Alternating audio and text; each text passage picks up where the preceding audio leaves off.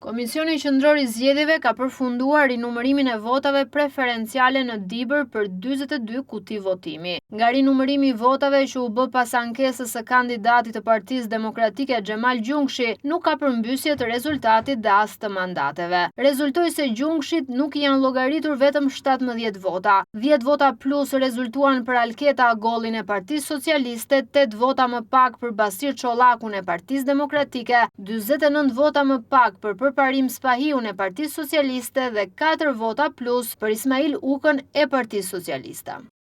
Atëherë në përfundim të riversimit occurrence 44 qendra të votimit, rezulton një diferencë për 10 votash për kandidaten Alketa Agolli. Plus. Për 8 vota minus për kandidatin Basir Çollaku.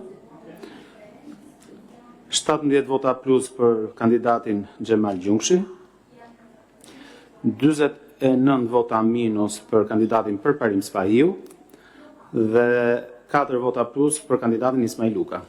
Në mbledhjen e Kaz Gjungshi tha se pas rinumërimit u faktua që ka ndryshim të rezultatit. Sipas tij nuk është pranuar të bëhet krahasim I pamjeve filmike të çdo kutie me rezultatin që ka tabela e rezultatit. Gjungshi po ashtu kërkoi që të shikojë edhe pamjet filmike dhe rezultatin që është marrë nga diaspora.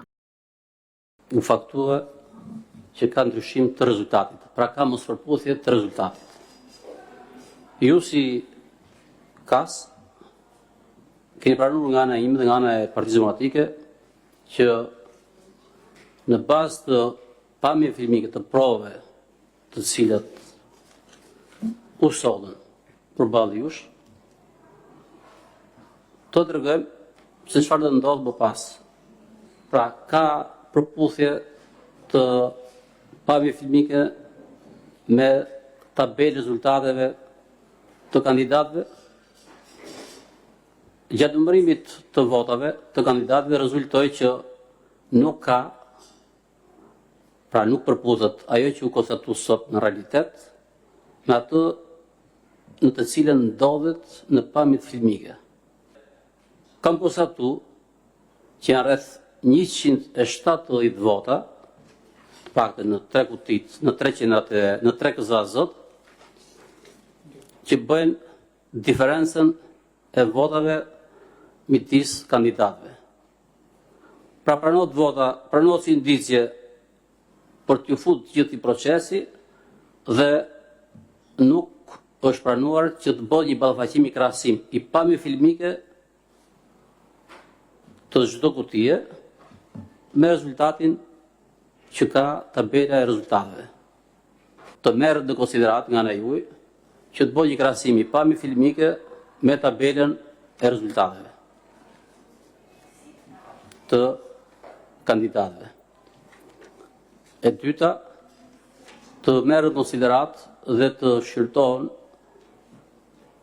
për cilët kanë praqitur provat në raport pamjet filmike dhe rezultatet e KZA-s së Burrelit. Ta zgjeroj dhe të shikoj dhe pamjet filmike dhe rezultatin që është marrë nga diaspora. Kërkesat e Gjungshit u rrëzuan nga Kas. Kujtojmë se në qarkun e Dibrës, Partia Socialiste fitoi 3 mandate deputetësh, konkretisht Blendi Klosi, Alma Selami dhe Agron Malaj, ndërsa Partia Demokratike fitoi 2 mandate duke futur në parlament Xhelal Mziun dhe Denis Avatën.